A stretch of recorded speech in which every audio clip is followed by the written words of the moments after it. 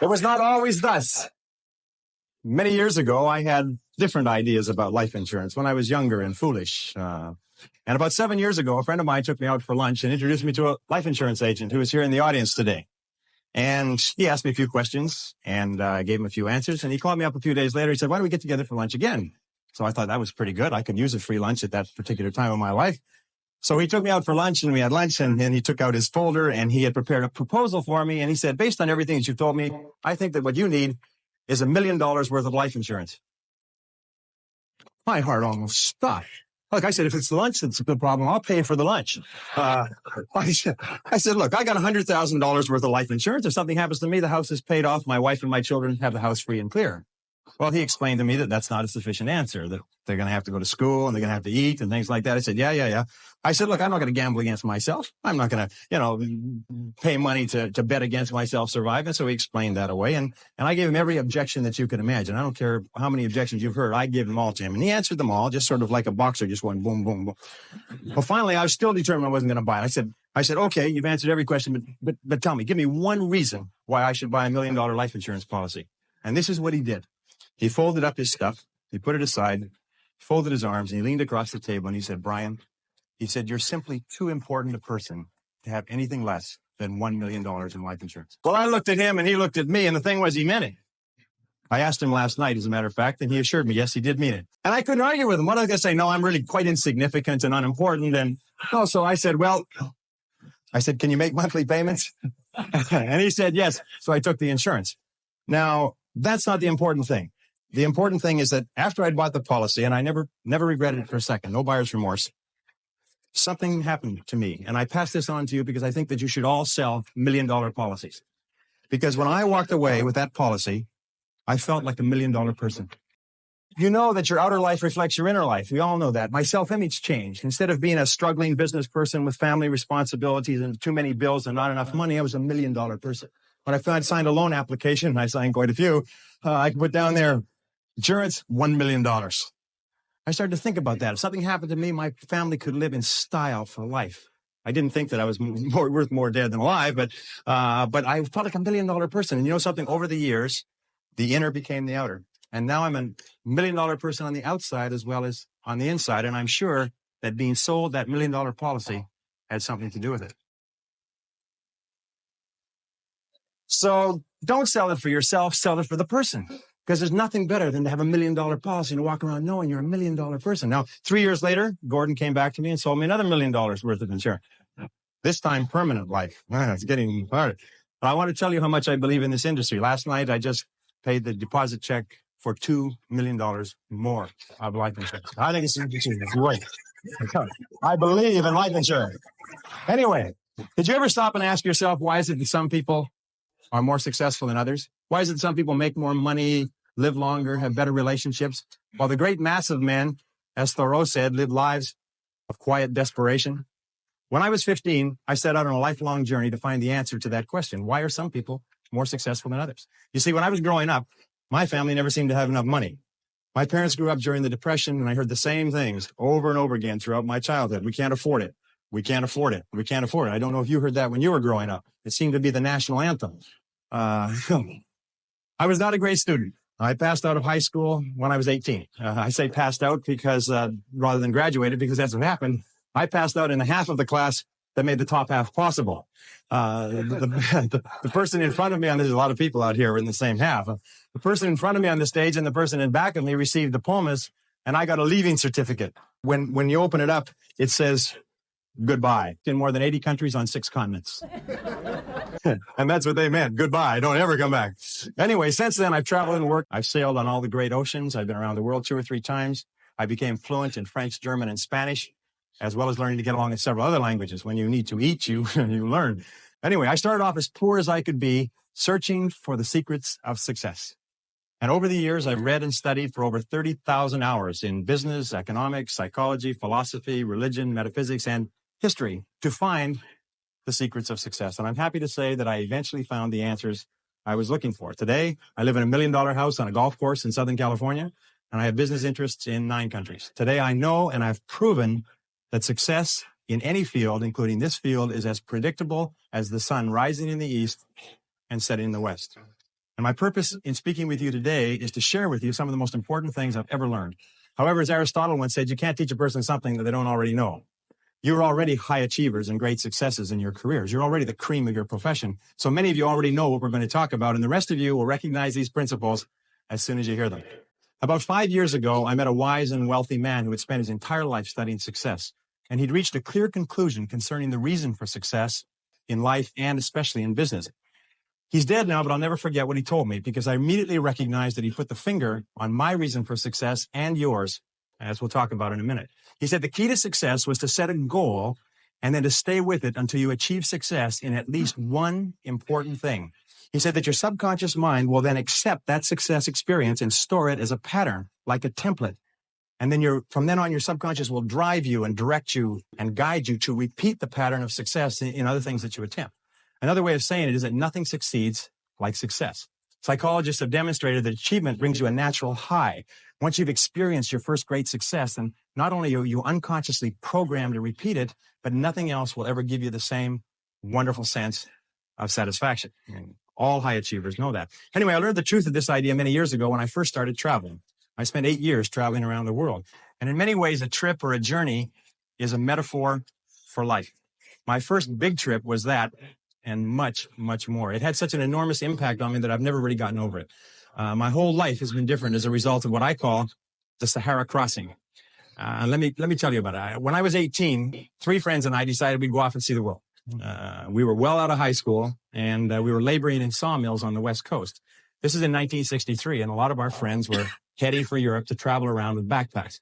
So we decided to do something different. Nobody else was going to Africa, so we decided we'd go to Africa. Of course, it never occurred to us to ask why it was that no one else was going to Africa. And that was our first mistake. After working and saving for a year, the 4 of us piled into an old 1946 Chevy and drove out of Vancouver, bound for Montreal via Toronto. Actually, we just passed a couple of blocks from here on our way on that trip. It was late at night when we left. It was pouring rain. We were all 20 years old, and we were off to see the world. Anyway, I learned later that almost every great venture begins with an act of faith, like driving into the dark, into the unknown. In a way, nature protects us by shielding us from knowledge of the difficulties and obstacles that lie ahead. Because if we really knew all the problems we would face, the setbacks, the suffering, the temporary failure, and the disappointments, many of us would hesitate about ever even starting out at all. And then our plan was to drive across country to Montreal, get jobs on ships to work our way across the Atlantic, and then head south across Europe to Africa. Pretty basic plan. However, as it happened in Montreal, one of the guys decided to give up and go home, and so he left us. Well, that left 3. The other 2, after one day of looking for work on the waterfront, decided to quit trying and to spend their limited savings to pay their way across the Atlantic rather than to work their way. I tried to talk them out of it. I told them that quitting is a habit. If you quit the first time you run into difficulties, you'll always quit when the going gets rough. You will, in effect, establish a pattern for failure rather than a pattern for success. But their minds were made up, so we split our savings and they took passage on a ship to England. I worked on a construction site in Montreal, hauling heavy things for the entire winter. And then I got a job on a Norwegian freighter out of Halifax in late February and arrived in England in mid-April. As I had predicted, my friends had quit and stayed in England working at odd jobs. However, we soon made up, good buddies again. And once more, we headed for Africa. At this time, all we had was an 8.5 by 11-inch page about this size that had Europe and Africa all on the same map, on the same page. And it seemed to be a very simple thing to go from London, which was up here, to Johannesburg, which was down here. And it's just one page. And I mean, we sort of drew a straight line and we thought, oh, yes, there was a little orange part right across sort of a band right through the middle there called the Sahara Desert. But we thought, well, we'd just whip over that and get down to the green part on the map. There's no problem. I'm without a word of a lie, this is true. We didn't stop to think that the total distance was about 8,000 miles. See, we were big picture people.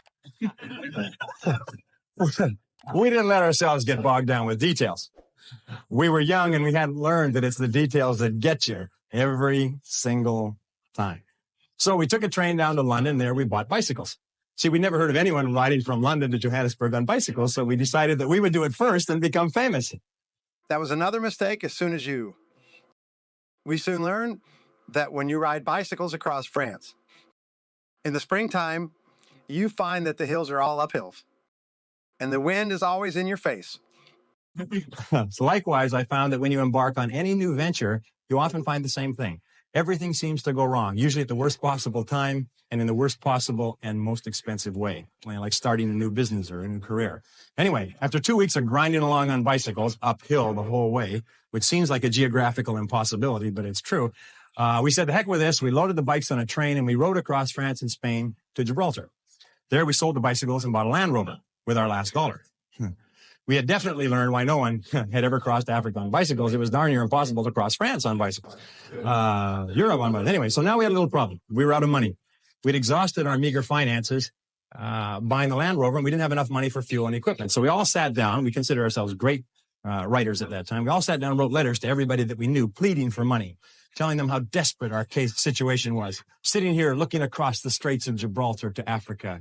All we needed was just a little bit of money to get us over there. Anyway, eventually we got a little bit of money here and a little bit of money there, and then we got one big score. I'll never forget this. An uncle of Jeff's that he'd only seen once in his life sent us 100 pounds. 100 pounds at that time was $300, worth more than $1,000 today. And we were ecstatic. We were saved. So this was another lesson. Nobody ever makes it on their own.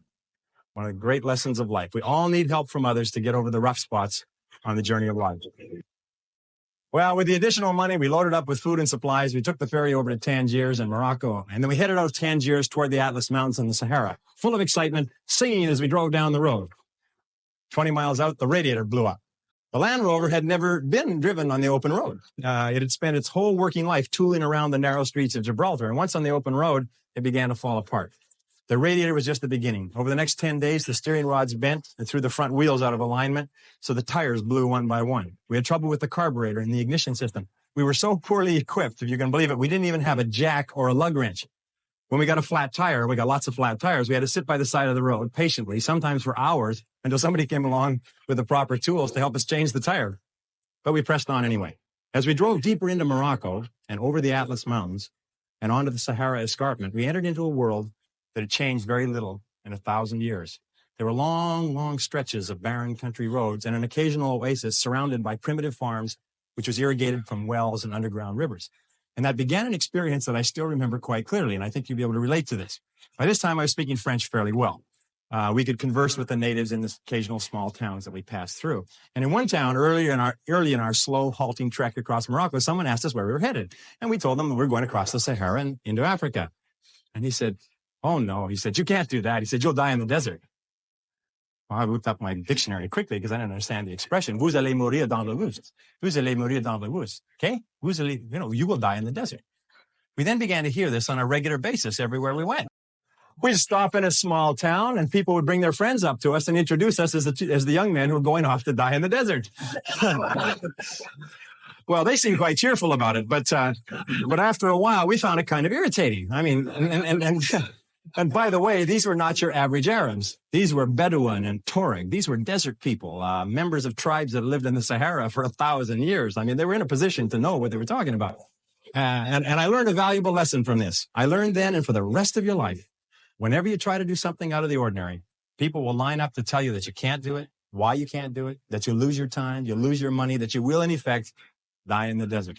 Even people who should know better will try to discourage you. To achieve anything greater worthwhile, you must train yourself to rise above these people, ignoring them and pressing on towards your goal regardless. We crossed from Morocco into Algeria and drove south to the town of Adrar on the edge of the Sahara. By this time, our vehicle was falling apart. And with the cost of repairs and gasoline and food, we'd almost run out of money again. One of the guys, sick from dysentery, decided to give up. He took his money and his belongings and he hitchhiked to the Mediterranean, 500 miles north and then back to England. That left two of us. We began wondering, what are we doing here? We were two young men, 20 and 21 years of age, thousands of miles from home, sick, tired, and almost broke, with thousands of miles ahead of us. We couldn't even remember why we started out in the first place, except that we had set it as a goal.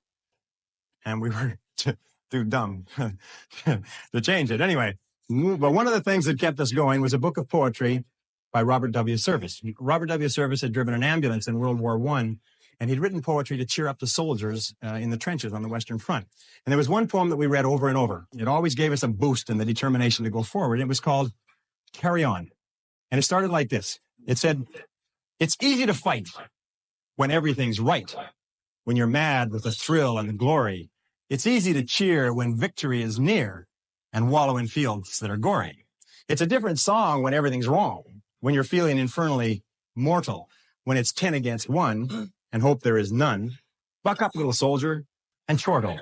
Carry on, carry on. There isn't much punch in your blow. You're glaring and staring and hitting out blinds. You're muddy and bloody, but never you mind. Carry on, carry on. You haven't the ghost of a show. It's looking like death, but while you've a breath, carry on, my son. Carry on. Well, by this time we were in the Sahara, the largest desert on earth. It stretches across the Tropic of Capricorn from the Atlantic Ocean to the Red Sea, more than 5,000 miles. And the part that we faced, that hit, was the Tenezrit, the emptiest single stretch of the Sahara, 500 miles of nothing, not a fly, not a blade of grass, as flat as a tabletop, 500 miles. The enormity of what we had embarked on finally began to sink in. We learned that more than 1,300 people had perished in the Tenezrit in the last 20 years. 42 vehicles had broken down in the desert, and many of their drivers were never seen again alive. By this time, Jeff and I were once more out of money. All our tires were scraped bald and they needed to be replaced. We needed additional tanks so we could carry enough gas and water for the crossing. We needed tools to do repairs. We needed a jack and lug wrench so that we could change tires. Obvious. For 3 weeks, we stayed in a drawer. Jeff hitchhiked north to Algiers to wire for more money, more creative writing, while I sold all our supplies except for a bare minimum. With that money and by stripping abandoned vehicles, I got the Land Rover repaired and properly outfitted with reasonably good tires, a reserve gas tank, proper tools, and supplies for the crossing. It's amazing how enterprising you become when your survival is at stake. By the way, this story took place 24 years ago today. The Sahara Desert in June is hot. How hot is it? It's very hot. It's damn hot. At midday, it reaches 140 degrees Fahrenheit. An exposed man can die of dehydration in less than 20 minutes. When the French ran Algeria, they required travelers to carry 5 gallons of water per person per day for the crossing. That's how much you drank. Because of the heat, you can only travel before 10 a.m. and after 4 p.m. The midday sun is so hot that if you drive, your engine oil boils. It becomes as thin as water, and your vehicle seizes up and it'll never run again. 6 weeks after crossing from Gibraltar, we were ready. Jeff came back with some money from his parents, and the vehicle was in perfect condition for the crossing. We realized that if anything did go wrong and we couldn't fix it, we would most certainly die in the desert. 3 days before the big push, the actual crossing, we met 5 Germans in a Volkswagen bus who were waiting for a truck convoy that would cross in a few days. They were going to play it safe and cross with the convoy, safety in numbers.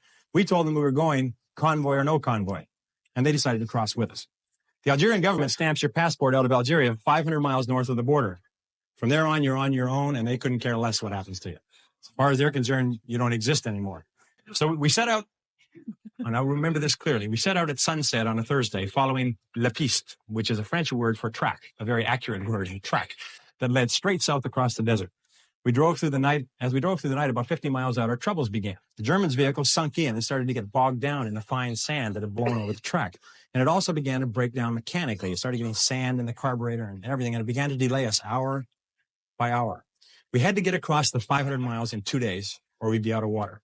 So we pressed on as fast as we could. But over and over, the German vehicle got stuck and we had to stop and drag it out with our 4-wheel drive Land Rover, losing time and using precious fuel. Jeff and I took turns driving the Land Rover while the German vehicle drove parallel with us across the flat wasteland. And we kept ourselves motivated by quoting the poem, Carry On, back and forth to each other. And the next verse goes like this. And so in the strife of the battle of life, it's easy to fight when you're winning. It's easy to slave and starve and be brave when the dawn of success is beginning. But the man who can meet despair and defeat with a cheer, there's the man of God's choosing. The man who can fight to heaven's own height is the man who can fight when he's losing. Carry on. Things never were looming so black, but show that you haven't a cowardly streak. And though you're unlucky, you never are weak. Carry on. Brace up for another attack. It's looking like hell, but you never can tell. Carry on, old man. Carry on. By morning, we had only made 150 miles, and we were all exhausted and a bit tense. There was an abandoned army fort in the middle of the desert, and we had hoped to shelter there from the midday sun in one of the empty buildings, and now it was too late.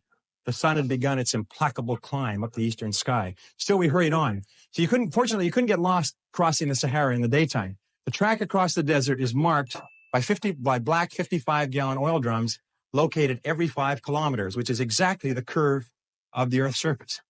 You can always, as you drive, you can always see 2 oil barrels, the one you've just passed and the one you're heading for.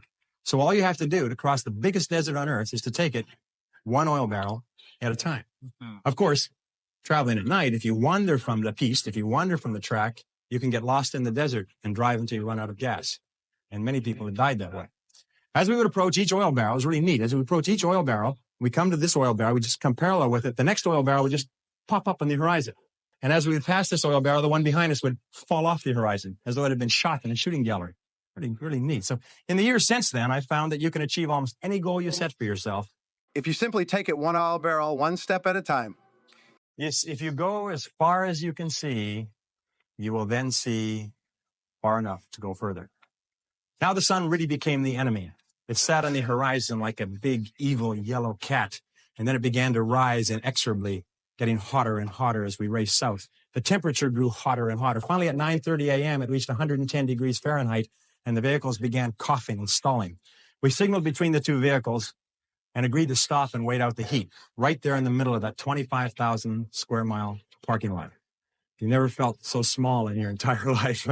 I'll never forget that day. Hour after hour, we sat in our vehicles like sitting in a bake oven, prostrate from the pounding heat of the sun that reached 140 degrees Fahrenheit by noon and seemed to stay there forever. We drank quart after quart of water, our throats going bone dry minutes after gulping down a full canteen. It was worse outside, so we just stayed in the vehicles and suffered hour after hour.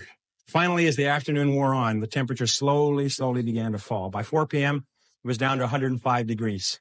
When it finally got below 100 degrees Fahrenheit at 5 p.m., we started on.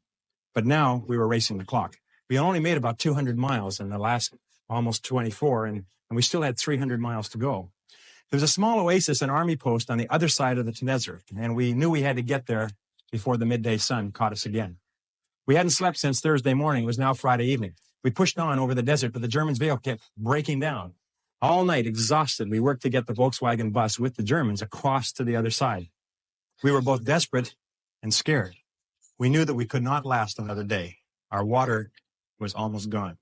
When the sun rose slowly on Saturday morning, we were still struggling with the Germans' vehicle. Finally, at 9 a.m., with 20 miles to go, their vehicle broke down for the last time. We quickly abandoned it.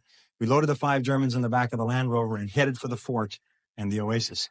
An oasis, by the way, is a place where there's one well with a bucket. That's an oasis. It was further than we thought, but we made it just before the heat forced us to stop. We were all aware of how close we had come to actually dying in the desert. Those Arabs knew what they were talking about. So we sat out the heat that day in a native hut near the fort, and then we went back that evening and towed the Volkswagen bus into the army post. We had done it. We were over the Sahara. We hadn't slept for 2.5 days, but we had made it. Now, I won't go into the details of what happened on the rest of our trip across Africa, except to say that we did finally get to Johannesburg 2 or 3 months later. I won't trouble you with how we had to cross 2 countries illegally with the police and the army on orders to shoot to kill if they saw us. And I won't go into how we were almost killed under the boots and rifle butts of a mob of soldiers in the Congo. That was another close one. And I won't talk here about the experience of meeting and working with Dr. Albert Schweitzer in his hospital village in Lambrini. No, I'll wrap up this story here by telling you what I learned about life and success in the Sahara crossing. Here are 7 rules you can apply to any challenge that you face in achieving anything you desire. Rule number 1, the most important key to achieving great success is to decide upon your goal and then launch. Get started, take action, do something, move. 12-year study at Babson College concluded that the act of taking the first step is what separates the losers from the winners, or the winners from the losers.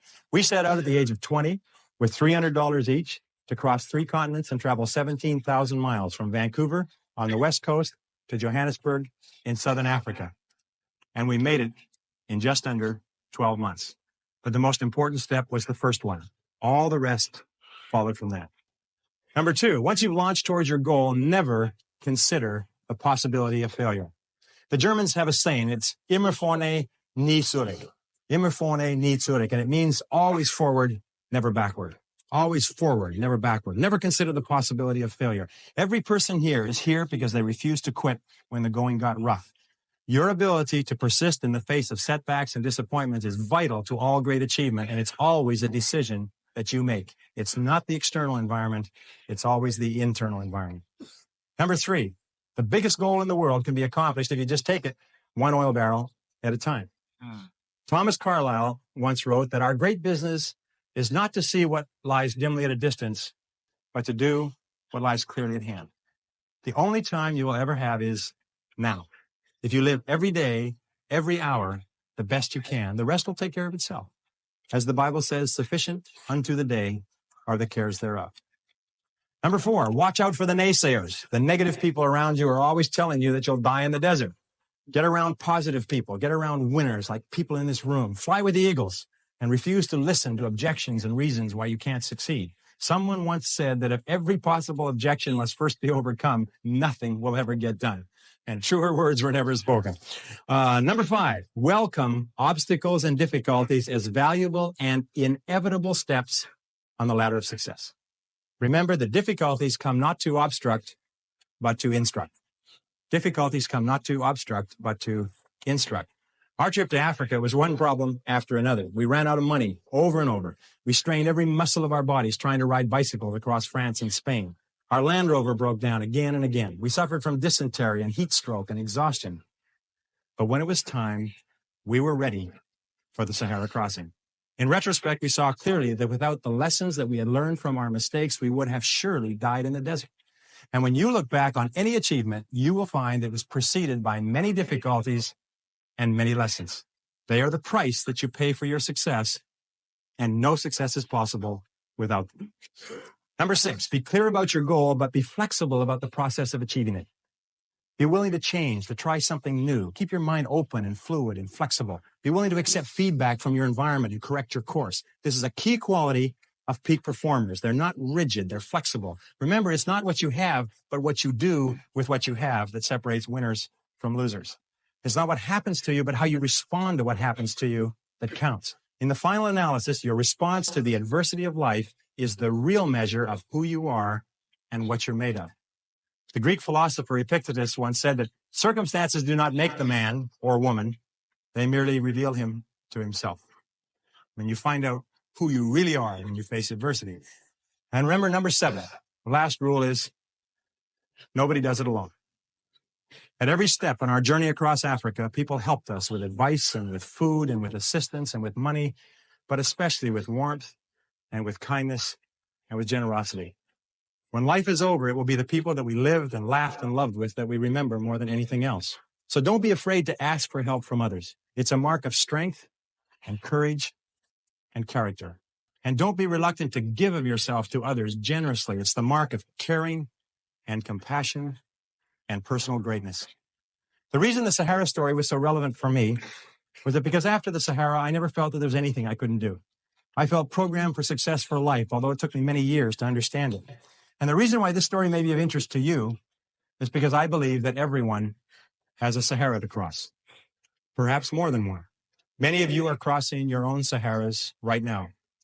Everyone eventually goes through periods of great difficulty, their own private hells, their dark nights of the soul. But it is by facing whatever life gives us with courage and determination that we grow more surely toward the stars. Let me leave you with the last verse of Carry On. There are some who drift out in the deserts of doubt, and some who in negativity wallow. There are others I know who in piety go because of a heaven to follow. But to labor with zest and to give of your best for the sweetness and joy of the giving, to help folks along with a hand and a song, why, there's the real sunshine of living. Carry on, fight the good fight and true. There's big work to do. Believe in your mission. Greet life with a cheer. There's big work to do, and that's why you're here. Carry on, let the world be the better for you. So at last when you die, let this be your cry. Carry on, my soul, carry on. Ladies and gentlemen, if you will resolve with whatever life hands you to carry on, there is nothing that can stop you from achieving the greatness for which you were created. Thank you. In the grand pursuit of life, we often find ourselves caught in a relentless chase. But what are we truly running after? Are we sprinting towards an unattainable ideal of perfection, or are we striving for something far more valuable? Progress. Progress. It's a word that carries immense weight, a concept that propels us forward in ways we might not fully comprehend. Yet, how many of us have truly harnessed its potential to transform our lives? Let's peel back the layers of this concept and explore why chasing progress rather than perfection is the key to unlocking our full potential and achieving lasting success. At its core, the idea of chasing progress is about embracing a growth mindset. It's about understanding that our abilities, intelligence, and talents are not fixed traits, but rather qualities that can be developed and improved over time. When we chase progress, we acknowledge that we are works in progress, constantly evolving and growing. This mindset shift has profound implications for how we approach challenges, setbacks, and even success itself. When we are focused on progress, we see challenges not as threats to our abilities, but as opportunities to learn and grow. Setbacks become valuable feedback rather than personal failures and success. It becomes a stepping stone rather than a final destination. In a world that's rapidly changing, where industries are being disrupted and new skills are constantly in demand, the ability to adapt and grow is more crucial than ever. Those who chase perfection often find themselves paralyzed by the fear of making mistakes or appearing less than expert. They might hesitate to take on new challenges or explore unfamiliar territories. On the other hand, those who chase progress are more likely to embrace new challenges. They understand that the path to mastery involves a learning curve, and they are willing to navigate that curve. They are not afraid to be beginners because they know that beginner status is temporary. It's a necessary step on the path to expertise. This approach does not just make you more adaptable, it also makes you more valuable in the workplace. Employers are increasingly recognizing the importance of employees who can learn, adapt, and grow. In fact, many companies now prioritize hiring for potential and learning agility over specific skills or experience. But the benefits of chasing progress extend far beyond the professional realm. In our personal lives, this mindset can lead to greater fulfillment and happiness. When we are not bound by the need to be perfect, we open ourselves up to new experiences. We are more likely to try new things, to step out of our comfort zones, to embrace the messy, imperfect process of growth. This can have a profound impact on our relationships. When we chase progress, rather than perfection in our interactions with others, we become more empathetic, more understanding. We recognize that just as we are works in progress, so too are those around us. This fosters deeper connections and more meaningful relationships. Chasing progress rather than perfection can significantly impact our mental health and overall well-being. Perfectionism is often linked to increased stress, anxiety, and even depression.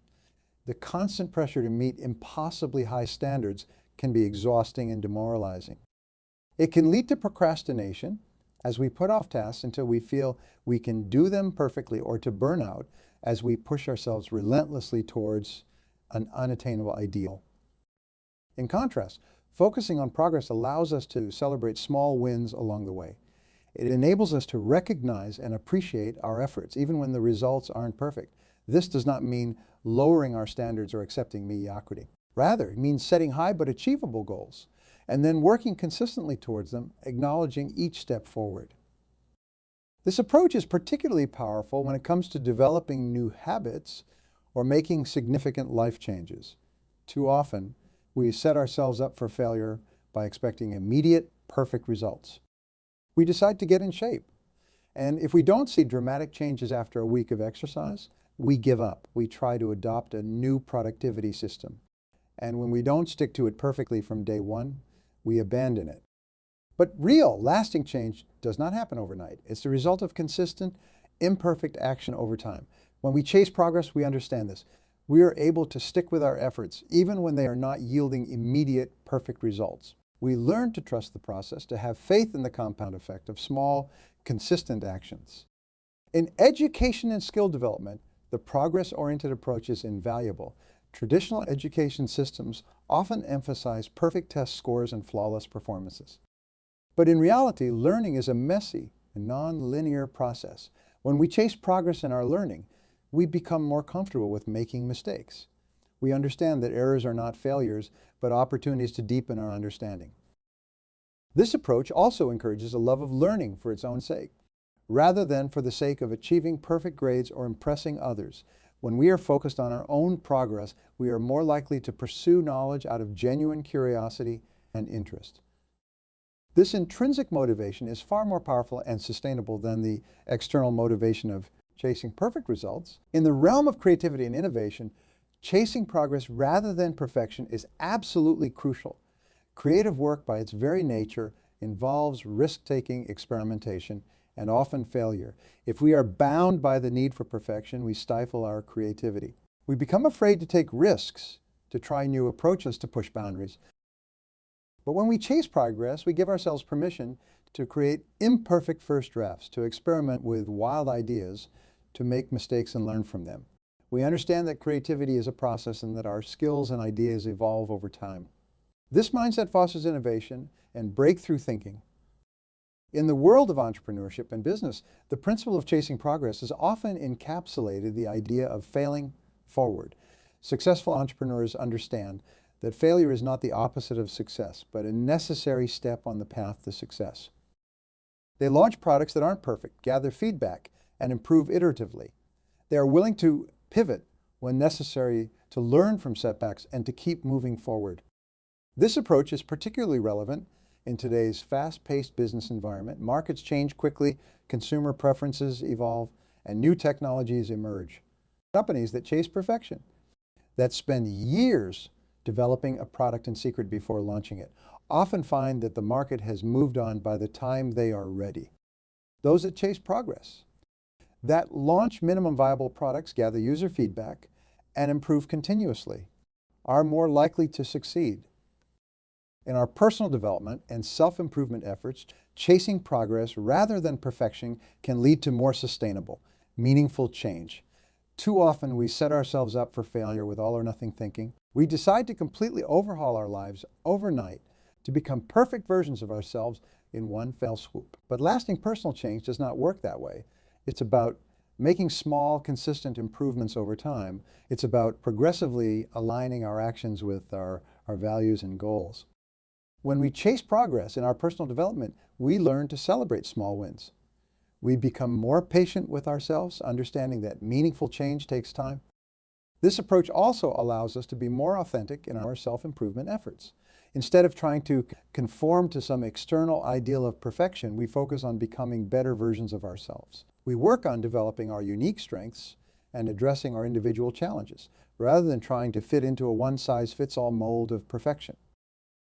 In our health and fitness journeys, the principle of chasing progress is particularly powerful. Too many people give up on their health goals because they don't see perfect results immediately. They expect to transform their bodies overnight, and when that does not happen, they become discouraged. But those who chase progress understand that health is a lifelong journey. They focus on consistently making better choices, on gradually increasing their strength and endurance, on slowly developing healthier habits. They celebrate each workout completed, each healthy meal chosen, each small improvement in their fitness levels. Over time, these small steps forward compound into significant results. In our financial lives, chasing progress rather than perfection can lead to greater long-term success. Many people put off investing or saving because they feel they can't do it perfectly. They wait until they have a large sum to invest or until they can save a significant portion of their income. But those who chase progress understand the power of starting small and being consistent. They begin investing with whatever they can afford, even if it's just a small amount each month. They focus on gradually increasing their savings rate over time. They understand that financial success is not about making perfect decisions, but about consistently making good decisions over a long period. Chasing progress allows us to embrace the journey itself rather than fixating on some idealized end state. It encourages us to be present in each moment, to find meaning in our daily efforts to grow and improve. It helps us understand that enlightenment or self-actualization is not a destination we reach, but a path we walk every day. Even in our hobbies and leisure activities, adopting a progress-oriented mindset can enhance our enjoyment and satisfaction. Whether we are learning to play an instrument, improving our golf game, or honing our cooking skills, Focusing on our progress allows us to derive more pleasure from the process. We are able to enjoy our activities for their own sake, rather than being overly focused on achieving some perfect end result. Some might worry that this approach means settling for less, that it's about lowering our standards or accepting mediocrity. Nothing could be further from the truth. Chasing progress is not about lowering the bar. It's about changing how we approach the bar. It's about understanding that reaching high standards is a process, not an overnight achievement. It's about setting ambitious goals and then focusing on the consistent efforts that will eventually lead us to those goals. In fact, those who chase progress often end up achieving more than those who chase perfection. Why? Because they are not paralyzed by the fear of imperfection. They take action, learn from the results, and keep moving forward. Over time, this consistent progress often leads to extraordinary results. Chasing progress allows us to set more ambitious goals. When we are not afraid of initial imperfection, we are more likely to take on big challenges, to dream big, to push our limits. We understand that we don't need to be perfect from the start. We just need to be willing to learn, grow, and improve. Let's take a moment to consider a real-world example that illustrates the power of chasing progress over perfection. Consider the story of James Dyson, the inventor of the Dyson vacuum cleaner. Dyson didn't create the perfect vacuum on his first try.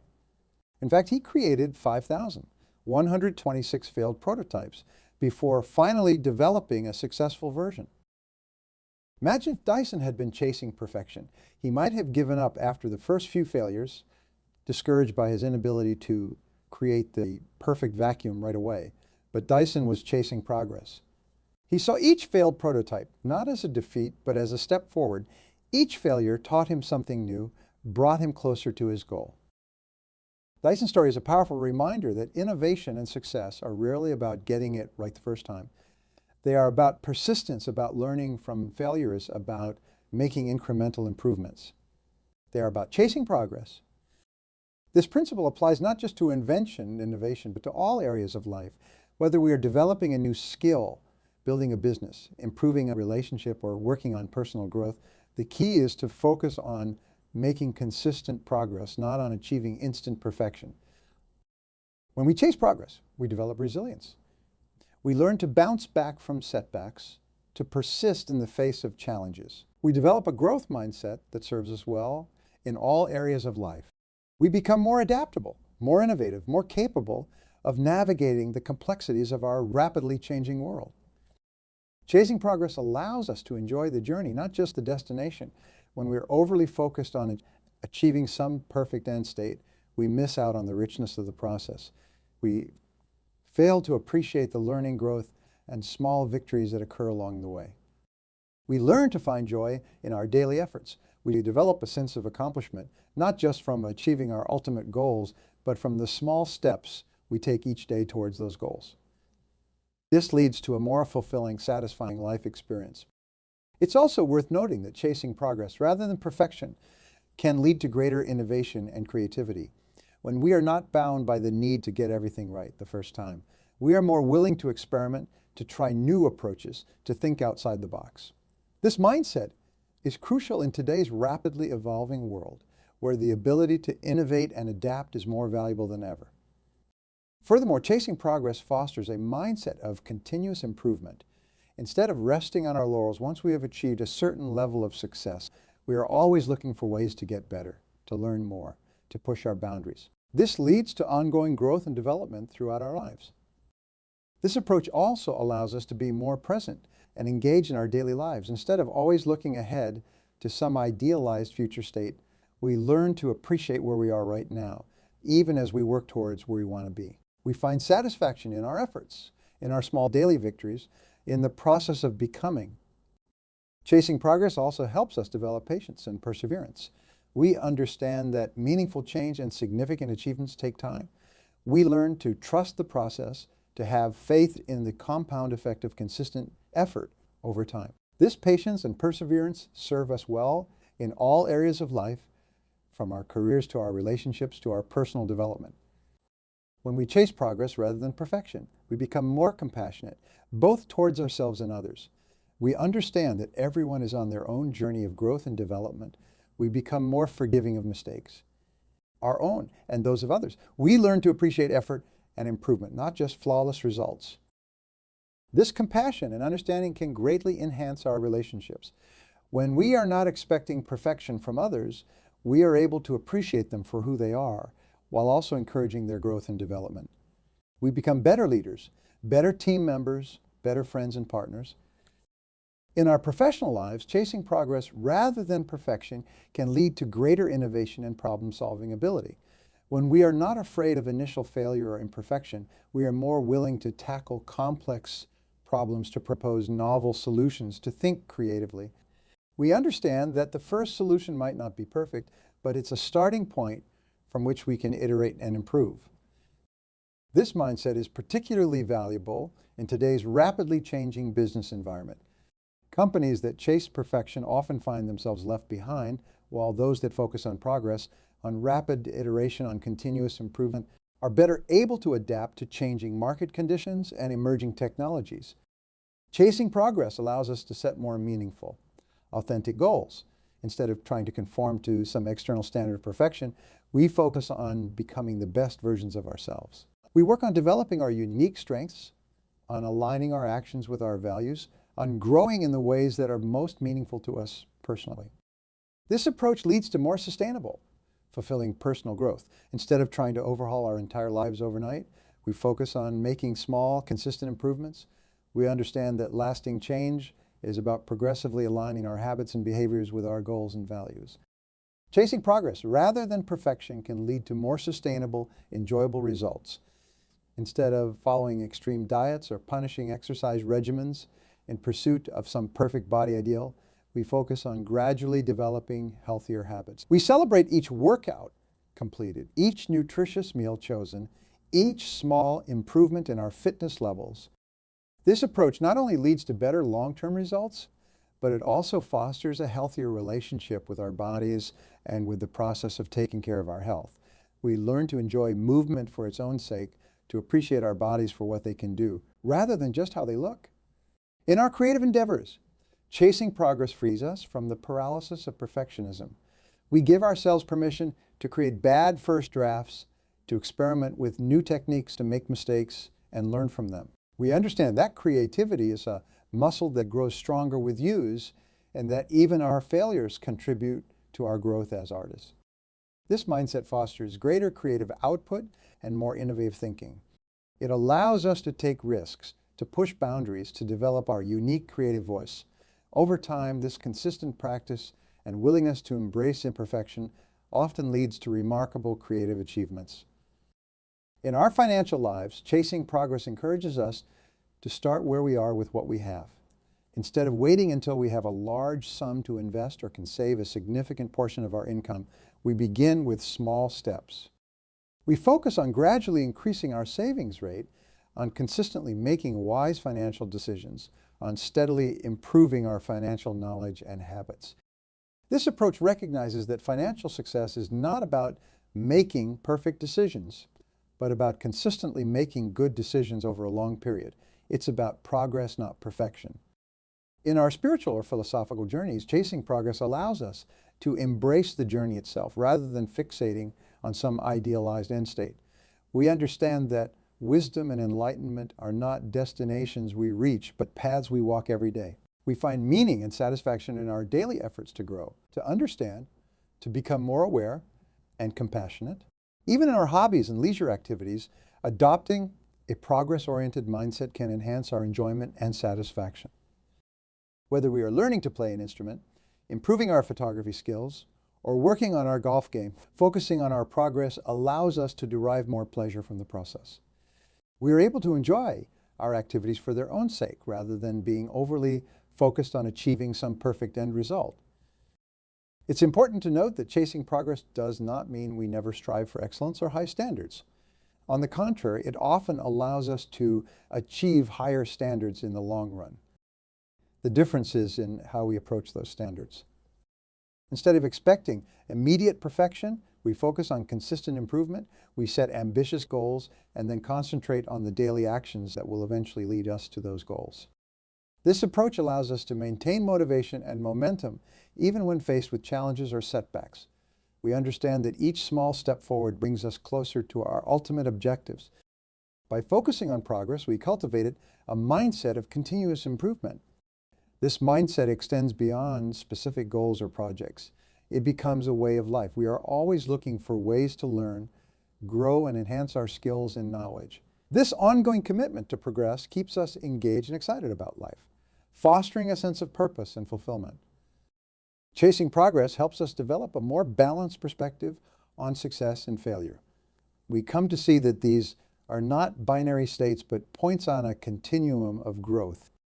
What might initially appear as a failure can often be a valuable learning experience that propels us forward.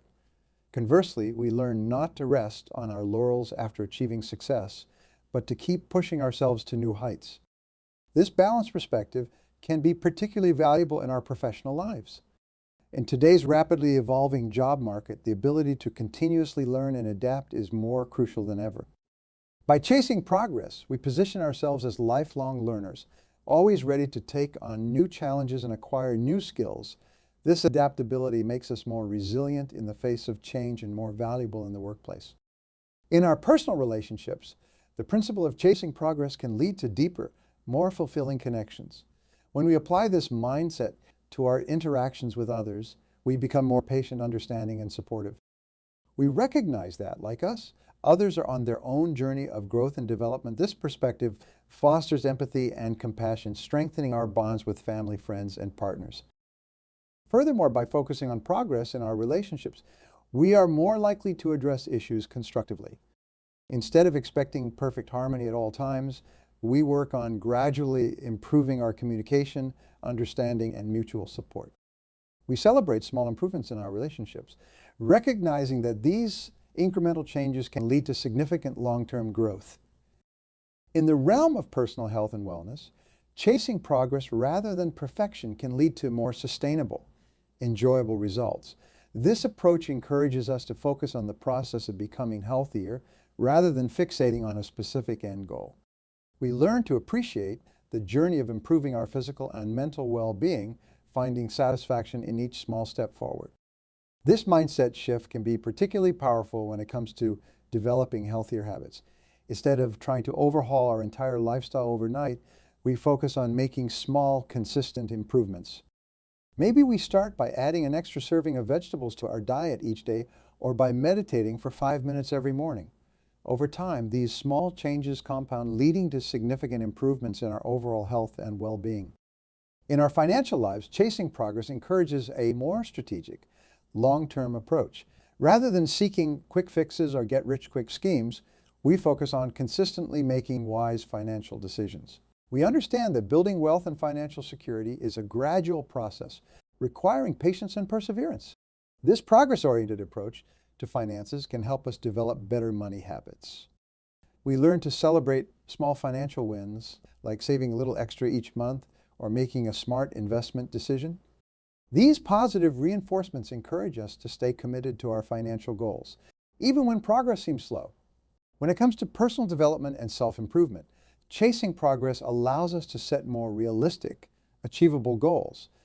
Instead of trying to transform ourselves overnight, we focus on gradual, sustainable change. This approach recognizes that lasting personal growth is a lifelong journey, not a destination we suddenly arrive at.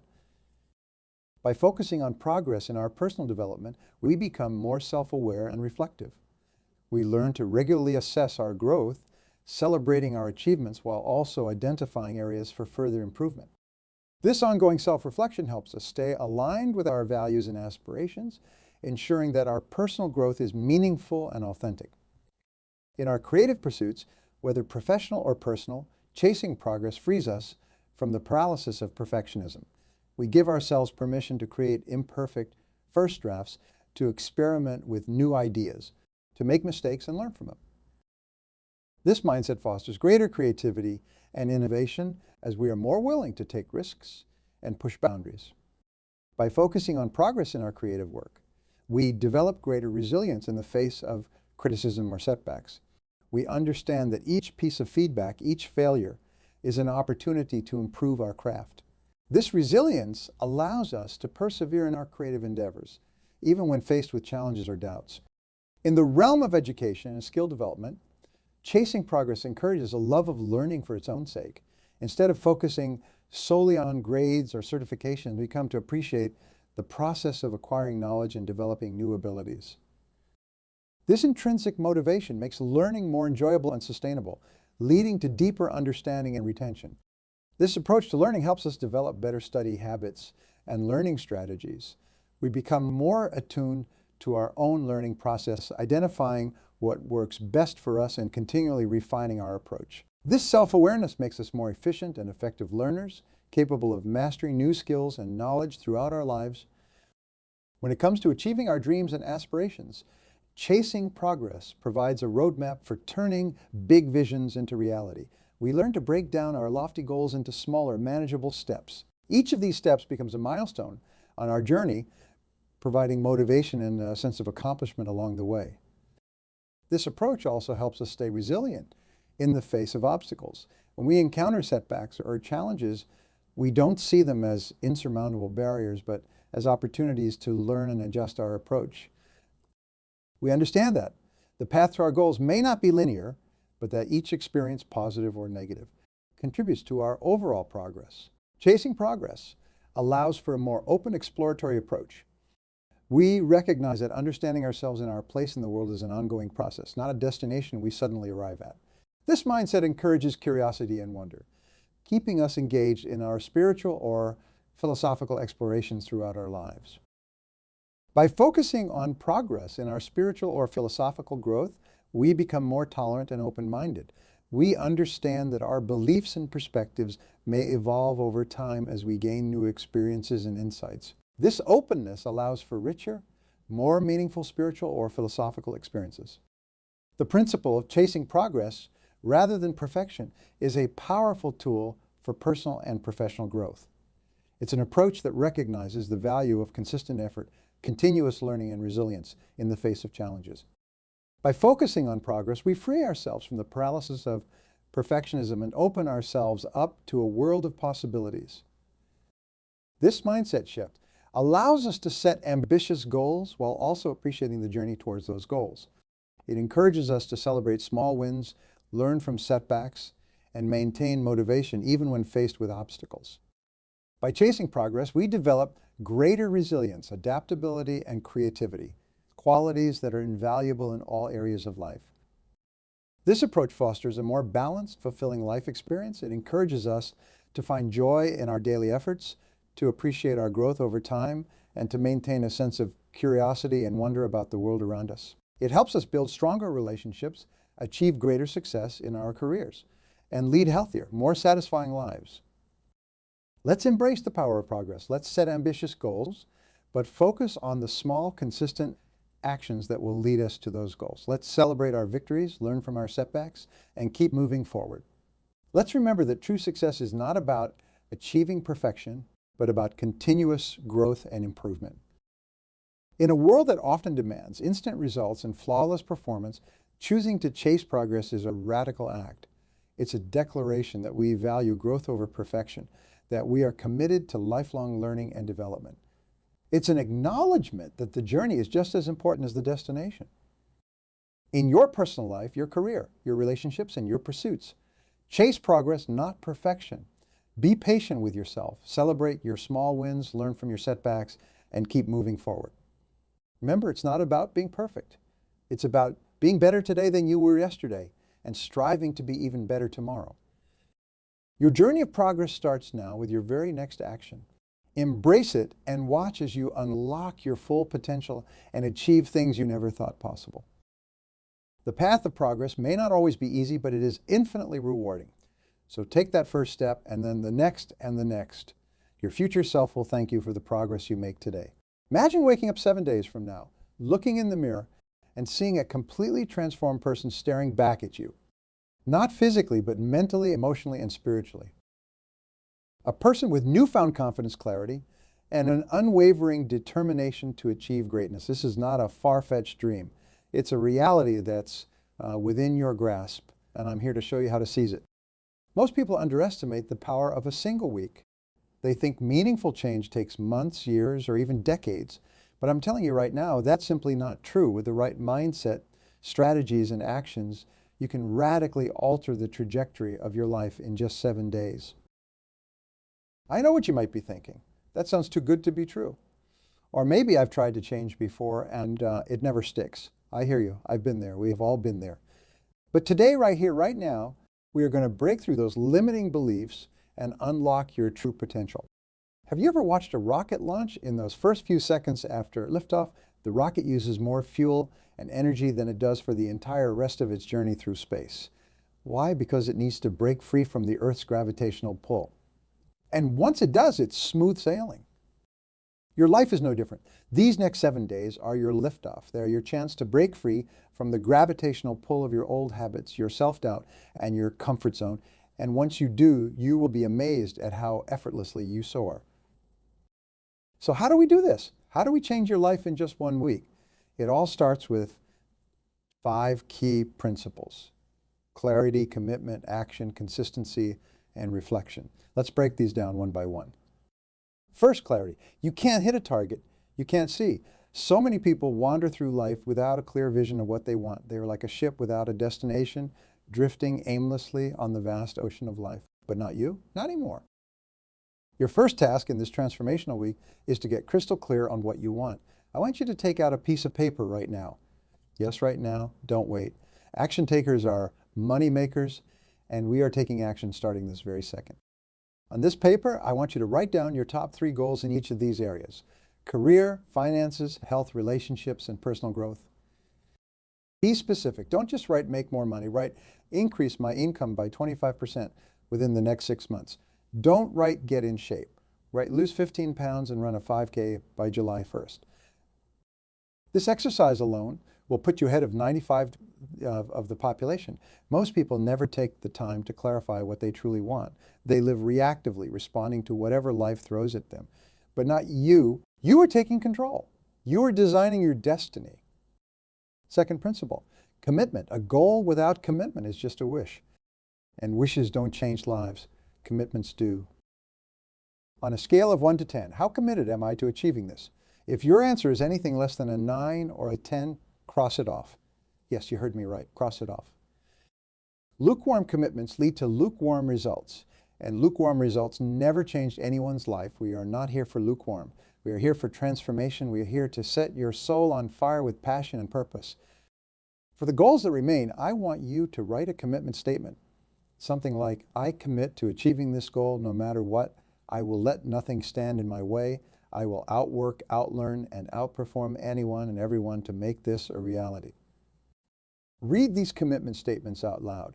Feel the power of your words. Let them sink into your subconscious mind. Your subconscious mind is like a fertile garden. Whatever you plant in it will grow. So plant seeds of unshakable commitment and watch how quickly they bloom into tangible results. The third principle, action. Goals without action are like a car without gas. They might look nice, but they won't take you anywhere. Here's where the rubber meets the road. For each of your committed goals, I want you to write down 3 actions you can take this week to move towards them. Not next month, not next year, this week.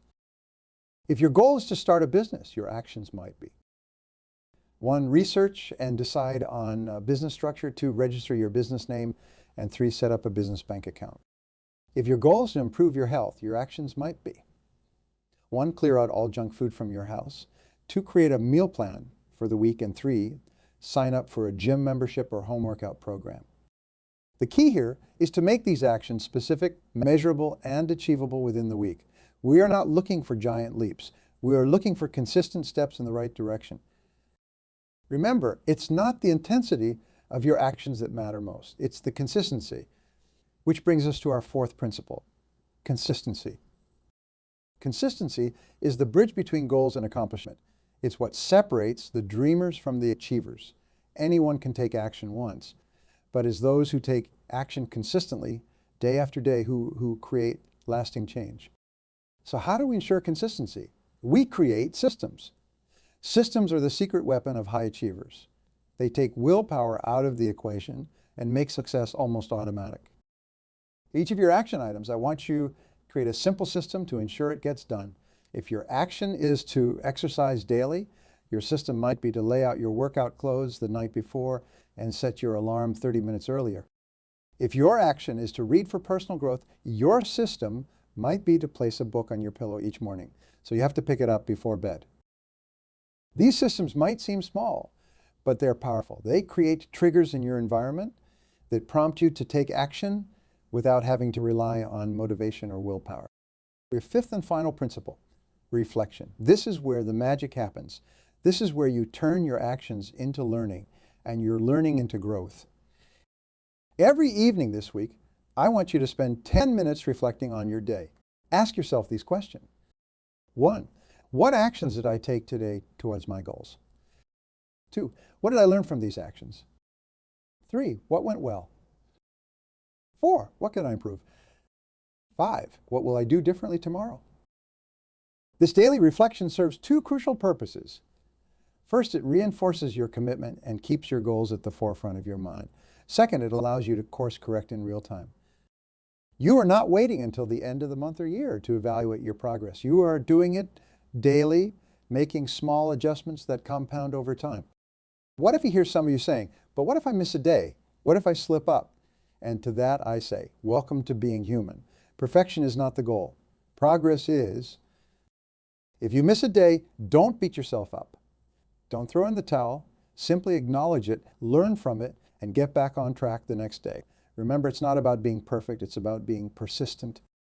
I want to address something crucial. The power of your mindset. Your mind is the control center of your life. It's the lens through which you view the world, and it shapes every decision you make and every action you take. Many people go through life with a fixed mindset. They believe their abilities, intelligence, and potential are static. They shy away from challenges, fearing failure. They see effort as fruitless and criticism as a personal attack.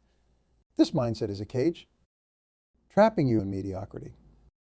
But you are different. You are here, ready to change your life in a week. That already shows you have the seed of a growth mindset. And over the next 7 days, we are going to water that seed until it blossoms into an unshakable belief in your ability to grow, learn, and achieve anything you set your mind to. A growth mindset sees challenges as opportunities to learn. It views effort as the path to mastery. It embraces criticism as valuable feedback. With a growth mindset, you understand that your potential is unlimited, that your abilities can be developed through dedication and hard work. So how do we cultivate this growth mindset? It starts with your self-talk. The conversations you have with yourself are the most important conversations you will ever have. They shape your beliefs, your actions, and ultimately your reality.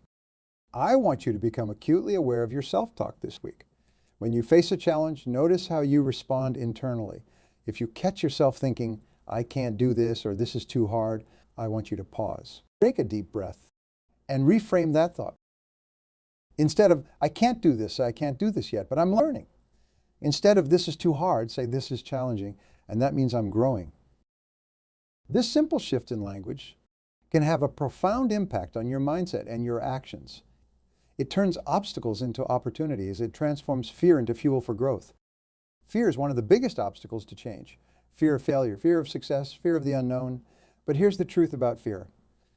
It's often a sign that you are on the right track. Fear shows up when you are stepping out of your comfort zone, when you are pushing your boundaries, when you are growing. So instead of trying to eliminate fear, I want you to reframe it. See it as a signal that you are doing something important, something that matters. When fear shows up this week, and I want you to thank it. Yes, you heard me right. Thank it. Say, thank you, fear, for showing me that I'm pushing myself. Thank you for reminding me that I'm growing. Then take a deep breath and move forward anyway. Remember, courage is not the absence of fear. It's action in the face of fear. And every time you act despite your fear, you grow stronger. You expand your comfort zone. You become more resilient. Speaking of resilience, dealing with setbacks, because let me tell you, setbacks will happen. They are an inevitable part of any journey of growth and change. Maybe you will miss one of your daily actions. Maybe an unexpected obstacle will pop up. Maybe you will face criticism or doubt from others. These setbacks are not failures. They're feedback. They are opportunities to learn, adjust, and come back stronger. When you face a setback this week, I want you to do 3 things. First, acknowledge it. Don't try to ignore it or pretend it didn't happen. Face it head on. I can learn from it. Ask yourself, what can this teach me? How can I use this to get better? And third, refocus on your goals. Don't let a temporary setback derail your entire week. Remember why you started this journey. Remember what you're working towards. This resilience, this ability to bounce back from setbacks, is what separates those who achieve lasting change from those who give up at the first sign of difficulty. The power of your environment, the people you surround yourself with, the information you consume, the spaces you occupy, has a profound impact on your thoughts, your actions, and your results. This week, I want you to become intentional about curating an environment that supports your goals. Start by doing an audit of your current environment. Look at the people you spend the most time with. Are they supportive of your goals? Do they inspire you to be better, or do they drag you down with negativity and complacency? Look at the information you consume. What are you reading? What are you watching? Is it aligned with where you want to go in life, or is it distracting you from your goals? Look at your physical spaces, your home, your workspace. Do they energize you? Do they promote focus and productivity? Or are they cluttered and chaotic? Once you have done this audit, start making changes. Seek out people who inspire you and support your growth. If you can't change your immediate circle right away, find mentors through books, podcasts, or online communities. Curate your information diet. Unfollow social media accounts that don't align with your goals. Subscribe to newsletters or podcasts that provide valuable insights in your areas of focus. Declutter your physical spaces. Create an environment that energizes you and promotes focus. Even small changes like clearing off your desk or creating a dedicated space for your most important work can have a big impact. Remember, your environment should make it easy to do the right things and hard to do the wrong things. When you align your environment with your goals, you create a powerful tailwind that propels you forward. As we move through this transformational week, I want to touch on something that's absolutely crucial: the power of habits. Your life right now is essentially the sum of your habits. How you think, how you feel, what you do day in and day out, it's all driven by your habits. The beauty of habits is that once they are established, they require very little willpower or conscious effort. They become automatic, like brushing your teeth or tying your shoelaces. And when you establish the right habits, success becomes almost inevitable. So this week, I want you to focus on establishing one new positive habit in each area of your life: career, finances, health, relationships, and personal growth. Remember, we are not looking for massive changes here. We are looking for small, consistent actions that you can sustain over time. For your career, maybe it's spending 30 minutes each morning working on your most important task before checking email. For your finances, perhaps it's tracking every dollar you spend. For your health, it could be drinking a glass of water first thing in the morning or taking a 10-minute walk after lunch. For your relationships, it might be sending one message of appreciation to someone in your life each day. For personal growth, it could be reading 10 pages of a book every night before bed. These might seem like small actions, but remember, success is not about intensity. It's about consistency. These small habits performed consistently over time can lead to remarkable transformations. To help establish these habits, I want you to use the habit stacking technique. This involves linking your new habit to an existing habit. For example, after I pour my morning coffee, existing habit, I will spend 30 minutes on my most important task, new habit. Or after I brush my teeth at night, acing habit, I will read 10 pages, new habit. This technique makes it easier to remember your new habit and integrates it seamlessly into your existing routine. You can have the clearest goals, the strongest commitment, and the best habits, but if you don't have energy, you won't be able to execute. Energy is the fuel that powers your transformation. This week, I want you to become acutely aware of your energy levels. Notice when you feel most energized and when you feel drained. Use this information to structure your day for maximum productivity. Schedule your most important tasks during your high energy periods. For most people, this is in the morning, but you might be different. Honor your natural rhythms. Also, pay attention to the activities that drain your energy and those that replenish it. Minimize the draining activities where possible and make time for the replenishing ones. This might mean setting boundaries with energy vampires in your life, or it might mean prioritizing activities that recharge you, like exercise, meditation, or time in nature. Remember, self-care is not selfish. It's necessary. You can't pour from an empty cup. Taking care of your energy is not just about productivity. It's about sustainability. It's about ensuring you can show up as your best self, day after day, week after week. As we approach the midpoint of our transformational week, I want to address something that often holds people back from achieving their goals: the need for perfection. Perfectionism is a dream killer. It paralyzes you with fear, prevents you from taking action, and robs you of the learning experiences that come from making mistakes. This week, I want you to embrace the concept of progress over perfection. Understand that every step forward, no matter how small, is a victory. Every mistake is a lesson. Every setback is a setup for a comeback. Instead of aiming for perfection, aim for excellence. Excellence is about doing your best with what you have where you are right now. It's about continuous improvement, not flawless performance. When you let go of the need for perfection, you free yourself to take bold action. You allow yourself to learn, grow, and evolve. And that's where real transformation happens. Your mind does not know the difference between a vividly imagined experience and a real one. This is why visualization is such a powerful tool for change. When you vividly imagine yourself achieving your goals, your brain starts to create neural pathways as if you have actually accomplished them. This primes you for success and makes it easier to take the necessary actions in real life. So every morning this week, I want you to spend 5 minutes visualizing your ideal future. See yourself having already achieved your goals. What does it look like? How does it feel? Engage all your senses. If your goal is to start a successful business, see yourself in your office, hear the buzz of productive employees, feel the sense of pride and accomplishment. Make this visualization as detailed and emotionally charged as possible. The more real it feels, the more powerful it becomes. This daily practice will keep you motivated and focused on your goals, even when faced with challenges.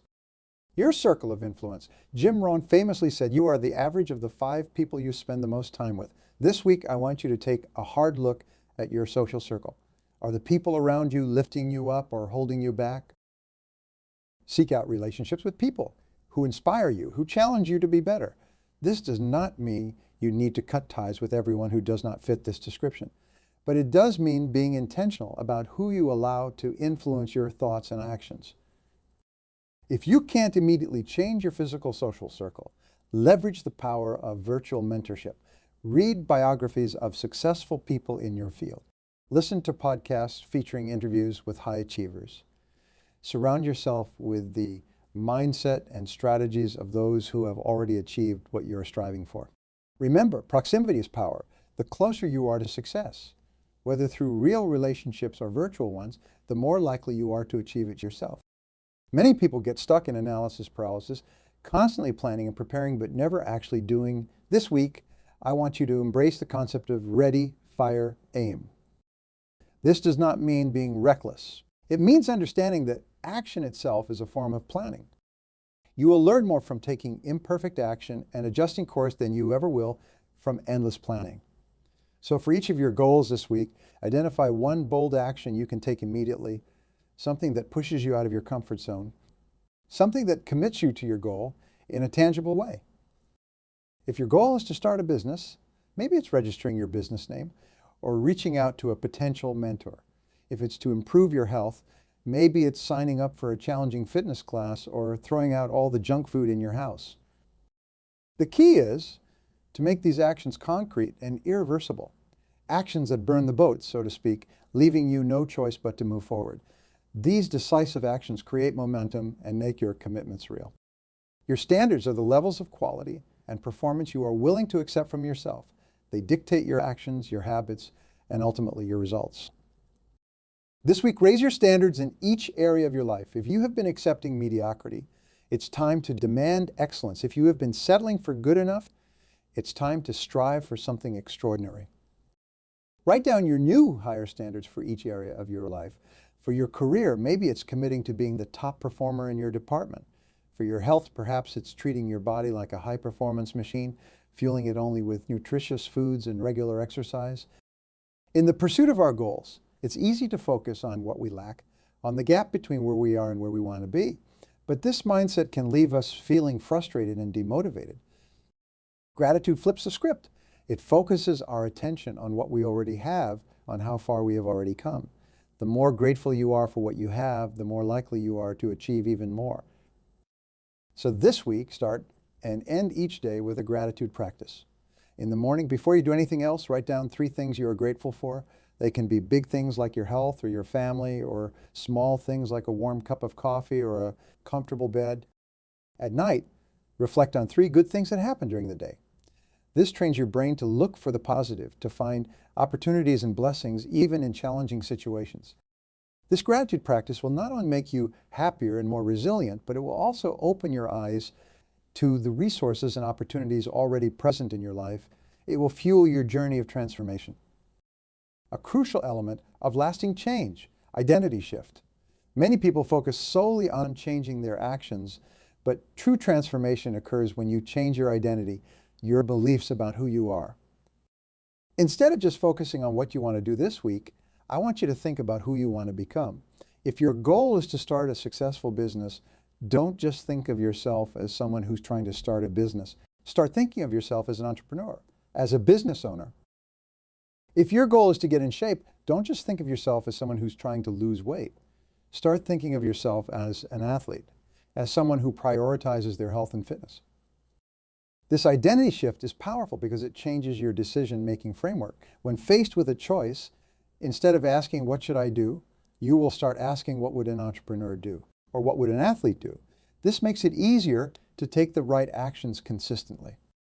These are strategies you put in place to hold yourself accountable and make it more likely that you will follow through on your goals.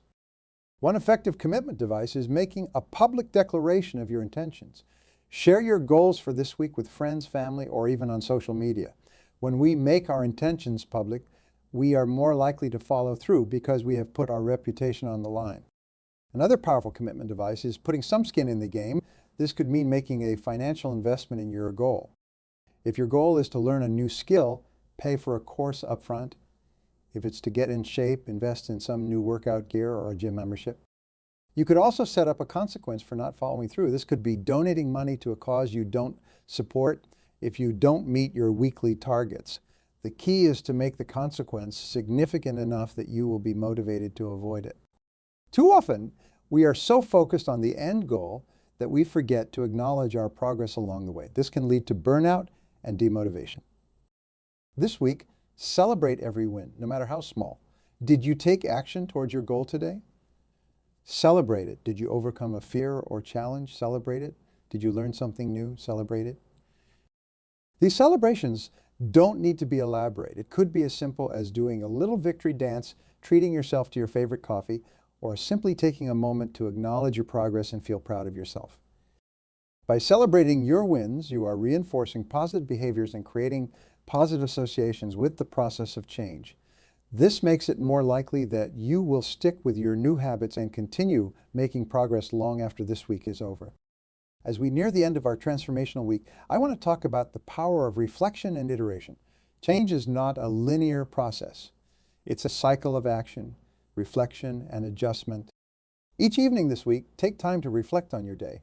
What worked well? What didn't? What did you learn? Use these insights to refine your approach for the next day. Don't be afraid to pivot if something is not working. Flexibility is a strength, not a weakness. If a particular strategy is not getting you closer to your goals, have the courage to try something different. Remember, this week is not about perfection. It's about progress. It's about setting in motion a cycle of continuous improvement that will carry you forward long after these 7 days are over. Change is not an event, it's a process. What you have done this week is not the end, it's just the beginning. You have set the foundation for a lifetime of growth and achievement. The habits you have developed, the mindset shifts you have made, the clarity you have gained, these are tools that you can use for the rest of your life. Every day is an opportunity to reinvent yourself, to become a better version of who you were yesterday. So from this week, carry with you the energy, the commitment, and the belief in yourself that you have cultivated. You have the power to change your life, not just in a week, but every single day. Remember, the best time to plant a tree was 20 years ago. The second best time is now. You have planted your tree this week. Now nurture it, watch it grow, and enjoy the fruits of your labor. You have within you everything you need to create the life you desire. You have proven that this week. Now, go forth and continue to amaze yourself with what you are capable of achieving. Your journey of transformation has only just begun.